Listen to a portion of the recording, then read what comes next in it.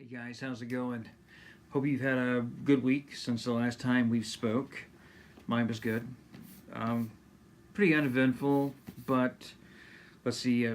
My needle went out of my record player, or it started going out. So before it got too bad, I ordered another one, and I just replaced that this afternoon. It came in the mail today. I mean, it was like, when did I order it? Like Friday. Today's Monday. I mean, it just became like that. But I got it from a place called the Needle Doctor.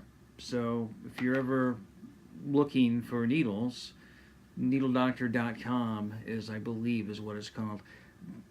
Decent prices, and like I said, the shipping was free and fast. So I swapped that out today, and it sounds so much better. It was very staticky a lot last week, and I was a little paranoid to play a lot of my newer albums. But I was still able to play some. So um, let's go ahead and talk about my first album. I got this in the mail today. This is Ayahuasca Dark Trip.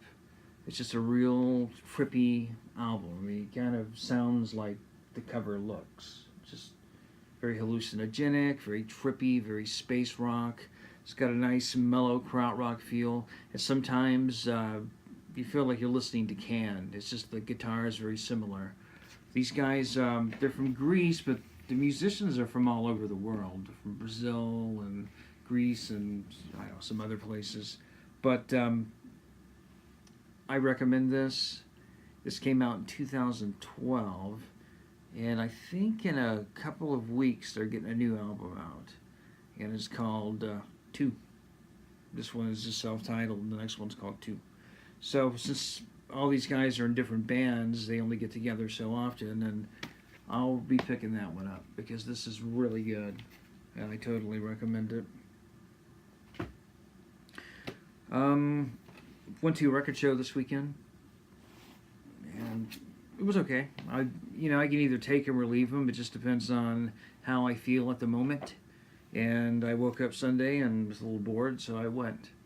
And it's like they always are. You've got to watch out. There are people there that will rip you off, and then there's fair vendors.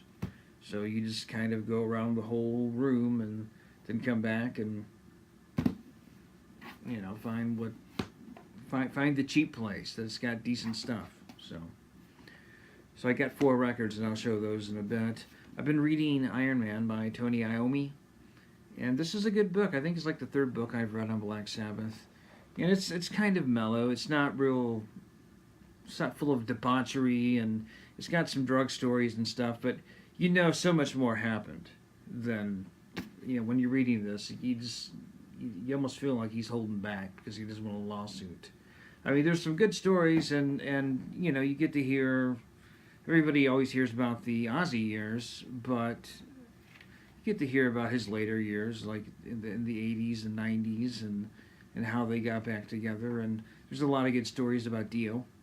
So, I recommend it if you like a good read. It's an easy read. Not quite finished with it yet. I'm kind of weird. I read like the end first, then the middle, then the beginning. Especially with biographies, because I already pretty much know the story. I just go to the parts where I want to hear of, that I want to read.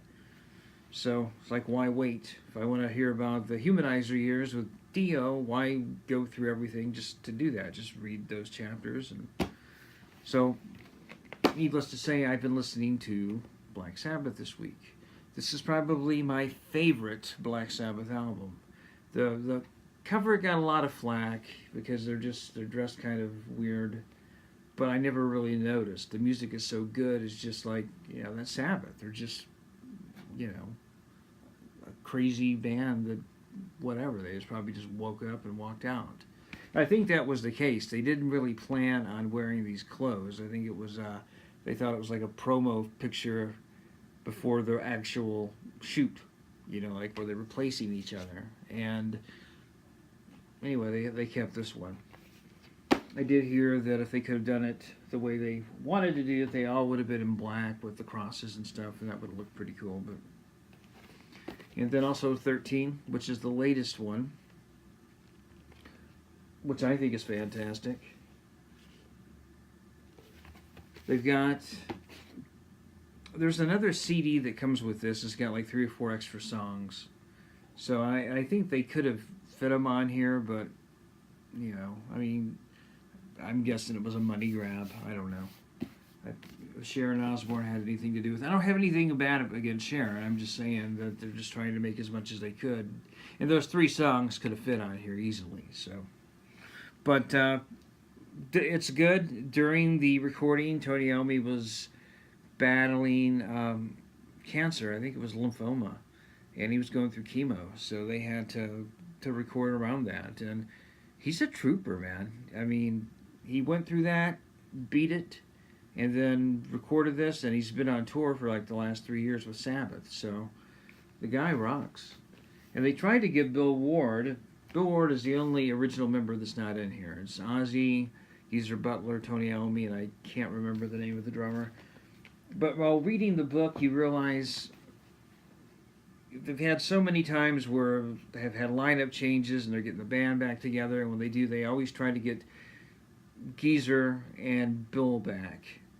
And Bill will kind of join for a little bit and then he'll bow out. He's very, they always try, but for one reason or another, whether it be a contract reason or he's having health problems, he doesn't really work out. So as far as my record show records go, I was on a Sabbath kick, and I really wanted something Dio, and I found a couple of Sabbath albums with Dio, like I think Mob Rules, and they had scratches in them. So every Sabbath album I picked was just beat to hell. But I did find Rainbow, Long Live Rock and Roll. This is his 3rd one with the band, and this is a first pressing, which really doesn't mean much except for this has a gatefold. The rest don't. And the interesting thing about this gatefold is these are Rush fans. This was taken at a Rush concert. And if you look closely, you don't really see their shirts. I mean, you see the shirts, but they're all black. And it's because they blacked them out, because they all said Rush. So that's an interesting tidbit. And speaking of Rush, I also picked up Power Windows, which is, you know, probably one of my favorite Rush albums from the 80s. This was the second Rush album I ever got, and I got it on cassette in 1985 when I was like 14 years old. I had Grace Under Pressure before that, and I liked it so much. I've been a Rush fan for, like I said, since the early 80s. And that puts me at just, you know, a teenager. As far as this record cover goes, this guy here, I can't remember his name, but he's still around. And he owns a record shop. And people don't really recognize him, but he does have a big wall of Power Windows albums behind him. So he sells an album with his picture on it, which is kind of cool. Then I picked up 200 Motels by Frank Zappa. And I hadn't heard the album. I think I'd heard bits and pieces of it. But this is a brilliant piece of work. I think that it gets slagged a bit, because there's a lot of dialogue on it besides actual songs, but the dialogue is being spoken over music, and it's funny. I mean, it definitely keeps your attention. And this is basically the soundtrack of a movie from 1971 called 200 Hotels, which I have not seen. I think I might have tried to watch it once. The next one, the 4th one that I got at the record show, was Queensryche, The Warning. This album here, you know, I've seen it a few times, but it's always been really expensive, so I got a good price on it yesterday. And this is another album I bought when it came out in 1984. So, you know, I've been listening to rock and roll for a long time. I mean, I grew up in the 70s. We had Kiss, so, I mean, we knew our rock and roll. And this is the first album that really challenged me as far as listening goes. It wasn't your average rock and roll, easy to listen to, jammy songs like an AC/DC or an Alice Cooper or, you know, whatever they were playing on the radio, Boston. This challenged you. I mean, the singer sings like in a high, I'm guessing a soprano, almost like a Freddie Mercury, but more metal. And the song structures are more complex. And it took a long time. I mean, it was like, this is something special, but I'm just not, it's not like what I normally listen to. So it took me, I don't know, maybe 4 or 5 months. I was determined I was going to learn every note, every word on this album, and I did. And I've been listening to it ever since. It's a great album, Queensryche.